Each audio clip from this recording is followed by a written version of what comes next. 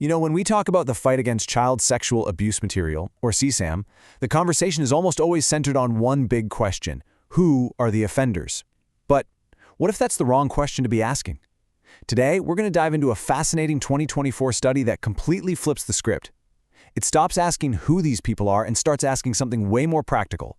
What do they actually do? So, here's what we're going to cover. First, we'll get a handle on just how big this crisis is. We're talking digital tsunami big. Then we'll get into the really surprising way this all starts. We're going to debunk a huge myth about who these offenders are, look at the everyday things that trigger or stop this behavior, and wrap it all up by looking at what this means for actually preventing this stuff from happening in the first place.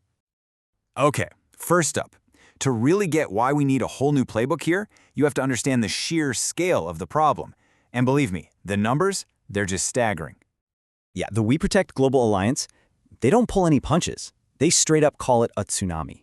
And that's not just some dramatic phrase, right? It perfectly captures this overwhelming, out-of-control wave of material that's just exploded online.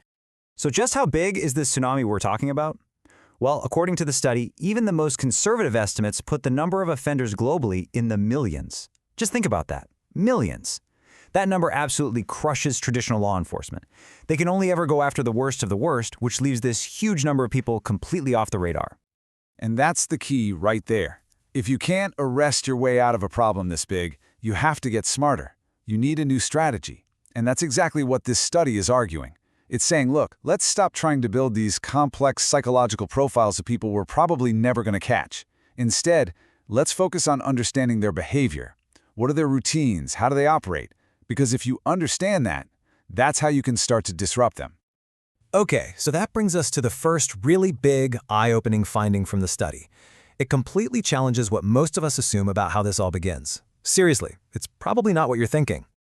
All right, take a look at this. The number that just jumps out is that tiny little slice at the top. Out of the 75 people in this study, only 8%, just 8, said they were actively looking for CSAM right from the get-go. The vast majority, they just stumbled into it. It was an accident, a random pop-up, or they got curious while looking at legal porn.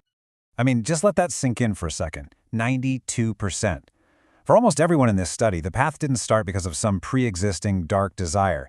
It started with something much more mundane. Opportunity, a bit of curiosity, and the fact that it was just there. It's a ladder of escalation, not a straight line to a target. And you can hear this powerfully in the words of one of the participants. What he says just nails the point about how critical the environment is. It wasn't just about what was going on in his head, it was about how unbelievably easy the outside world made it to take that first step, and then the next one. So all of this starts to paint a very, very different picture from what we normally imagine, right? And that leads us straight into the next big myth this study just blows up. This idea of this super sophisticated, shadowy hacker hiding out on the dark web.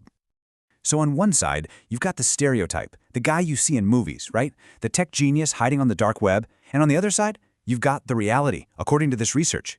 The study calls them casual users. We're talking about people with average tech skills, no different than you or me. And most of this wasn't happening on the dark web at all. It was on the regular open internet, using browsers we all use every day. And their high-tech security measures, well, they were pretty basic.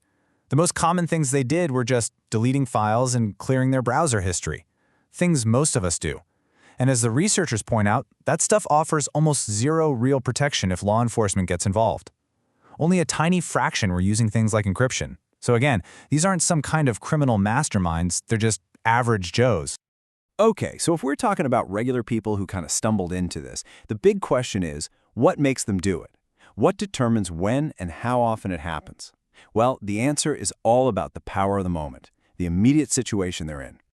The study found some really clear triggers, and the things that are part of everyday life. The number one trigger? Simply being home alone. That's it.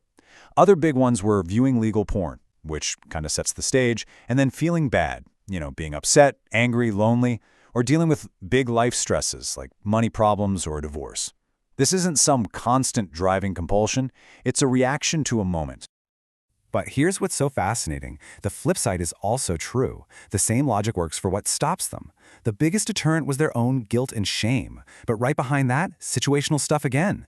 The fear of getting caught, for sure. But also, just like being alone was a trigger, having a partner or family member walk into the room was a huge deterrent. And simply feeling happy or being in a good relationship, that acted like a powerful shield. So if this behavior is so tied to the immediate situation, to these fleeting opportunities, what on earth does that mean for prevention? Well, this is where the study's conclusions get really interesting and suggest a pretty radical shift in how we think about this.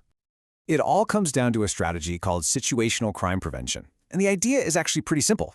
Think about it like this. You want to stop people from speeding down a street. You could try to change every driver's attitude about speeding, or you could just install a speed bump. You're not trying to change the person's long-term personality. You're just changing the immediate environment to make the bad behavior a lot harder or riskier right then and there. And here's the kicker. This isn't just some academic theory. When the researchers asked the offenders themselves, hey, what do you think would have stopped you? Their answers lined up perfectly with this whole idea. They knew, instinctively, that changing the situation was the key. So what did they say? Well, their ideas basically fell into 4 buckets. First, they said they needed more access to therapy, but crucially, a way to get help without being terrified of getting arrested immediately. Second, just make the material harder to find. Block it, remove it, especially from mainstream porn sites. Third, use warning messages, smart pop-ups that jolt you in the moment by spelling out the real-world consequences. And finally, a shift in policing, focusing more on the people who create and distribute this stuff, not just the people who view it. So when you boil it all down, the main takeaway is crystal clear. Punishing people after the crime has already happened is never going to be enough, not with a problem on this scale. The entire focus has to shift towards prevention. And what does real prevention look like? It looks like systematically closing the doors of opportunity that let this behavior get started and grow in the first place. And that leaves us with a pretty challenging final thought.